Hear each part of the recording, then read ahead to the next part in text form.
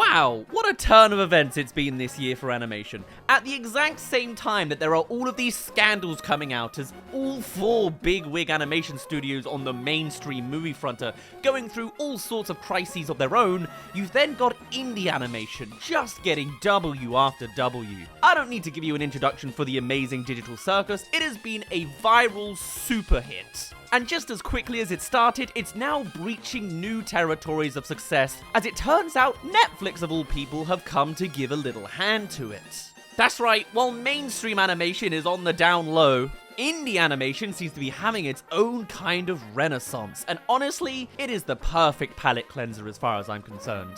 And even more so than that, the actual news of this Netflix integration is by all means not problematic, which is also incredible to hear. As whilst Netflix has had a bit of a tumultuous time with animation in the past, what with things like the Cuphead show that was given its one set of episodes and then never renewed ever again, and of course there was a wave a few years ago of them cancelling all sorts of other animated shows despite clear demand, that is not the deal going on with Amazing Digital Circus this time around, as there is no kind of grip into the creative aspects of this show. With this deal, Netflix is simply assisting as a platform to showcase this show with no intention of renewing it, or invading it, or changing it. Now, with episode 3 coming round the corner, releasing October 4th, in line for Halloween month of course, we've come to learn that this third episode will be broadcast via Netflix, and similarly, the 2 earlier episodes will also be updated to it. In fact, we've even seen an initial page for the actual thumbnail design, which is, nice to see. Very cool, very nice. While you might initially think this is bad news, because now suddenly a show that was accessible for free is now accessible for not free, the real kicker to this news is the fact that these episodes are still coming out on YouTube as a priority. Episode 3 will be released by the Glitch Productions YouTube channel, and then also is going on Netflix at the same time, and this is the case for episode 4, 5, 6, and so on. It's actually just a collaboration, an opportunity for Netflix as a platform to broadcast this show out to even more eyes, and it seems to work as a very simplistic symbiotic relationship that could very well inform future deals with indie animation teams, as going mainstream for an indie company is kind of its own double-edged sword usually. Typically the pros are access to new viewers, some additional funding to their budget, and then the negatives is they have all the creative control and can cancel you whenever you want. But here, it's simply a matter of Digital Circus is already successful, it already has the fandom, so for Netflix, it's just an opportunity for them to earn the right to share some of their views onto their audience and keep them lingering for their subscriptions. If you've got Netflix and didn't know Digital Circus before, Netflix will be able to be there to swoop you back into it. And if this becomes the norm of a deal expected of indie productions going more mainstream in platforming, this is really the start of the beginning of it all. If Netflix finds major success in a brand deal like this and other streaming services decide to take the same approach, Amazon Prime coming on and swooping up animation productions, but specifically without undermining the initial source of where these animations were initially released from, and are simply just sharing some of the views, not actually impacting the creative control of the show, I think honestly this could be a whole new renaissance of its own. And in a circumstance like this as well, the looming idea of additional funding is kind of optional if you're kind of already set, YouTube ad revenue goes crazy for Digital Circus, I imagine, not to mention all the merch sales. They literally don't need Netflix, which is just fantastic to hear. That's how you really know mainstream's going down. Now, we actually made quite an extensive video on the initial episode of Digital Circus, and then for some reason not the second one, so I'll probably actually get around to making editions of each episode from now on, as I am seriously invested in this show in the background. And while I would usually say at this point we'll come to see how well this deal actually does for either party, to be honest, it kinda just seems like a no-brainer. I would argue Digital Circus is one of the most successful YouTube series of this year, and I don't even think episode 1 came out this year.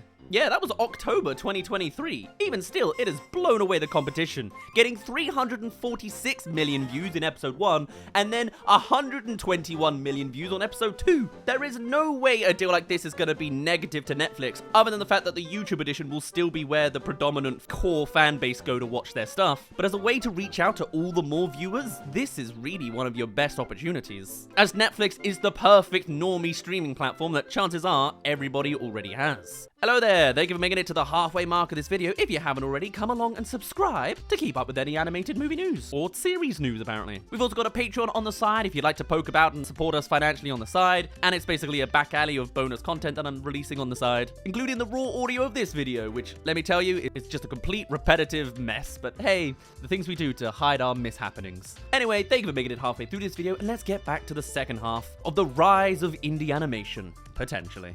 And apparently this collab isn't just in its own little bubble, and isn't exclusive to indie animation either, as apparently Netflix in general is looking towards YouTube content as a potential garden for new IP. As they've also had things like Hot Ones on their radar as of late. And of course, in very typical fashion, Cocomelon is also there. But I think in this case in particular, if this really does pop off, like in the way it's practically destined to, this could be the potential route for other indie animations to go with. And if mainstream streaming services really do start to pay attention on this kind of project is what will do successfully, then maybe there will be all sorts of new intrigue into expanding more indie animation projects. With full creative control and simply using the platform as a way to reach new viewers, I really think this could change things. At a time where Sony and Pixar are being criticized for crunching down on their employees, Lionsgate's considering AI, and DreamWorks is outright just cutting their team and outsourcing to other studios, maybe this is the perfect time for indie animation to take on its rise. Treating its employees well, taking the time it needs, not running against an algorithmic machine, and really bringing animation back to its core, unfiltered through AI or breaking the backs of their workers that make it. This through and through just looks to be a W for the animation industry, which is rare considering all the other news from everybody else we've been hearing at the same time. And hey, it's also an opportunity for relatively new voice actors to also get into the field, rather than having to worry about celebrity voice casts taking your role instead. In all regards, indie animation is the true platform to really be able to get in with the industry and do it right, and if this is a way that elevates them to a larger mainstream direction, maybe this is the next best thing. For animators, storyboard artists, directors, and voice actors anew, this is perhaps one of the few times where we're leveling the playing field, and that only opens up for all the more creativity in the industry. Quotes we've got from both sides regarding this deal also include Glitch saying, "We're still independently funding everything. We still get full control of the show,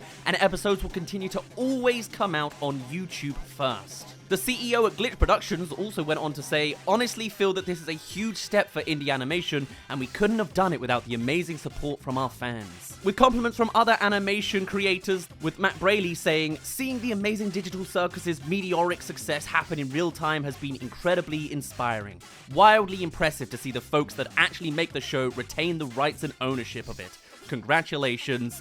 Clearly, this is a win for indie animation. We've seen other scenarios, like the Amazon Prime Video Has Been Hotel's success and controversies, as well as its sister show Hell of a Boss, that I'm not as familiar with, but you know, I see is successful on views. Honestly, this is not a thing that I really thought was at all possible, but the fact that it is may open up to all the more successes, and maybe some other creators will appear inspired by this. Whilst one side of the animation industry is falling apart and actively on fire, here may be the rise of another. But I guess we'll just have to see. On that note though, my name's been Daz. Do let me know your thoughts on a deal like this or where you think things will go. Are there any other indie animation productions that you think deserve this kind of treatment? And let me know of them, because I'd quite like to keep an eye on this kind of stuff more. And anyway, I shall see you in a little bit.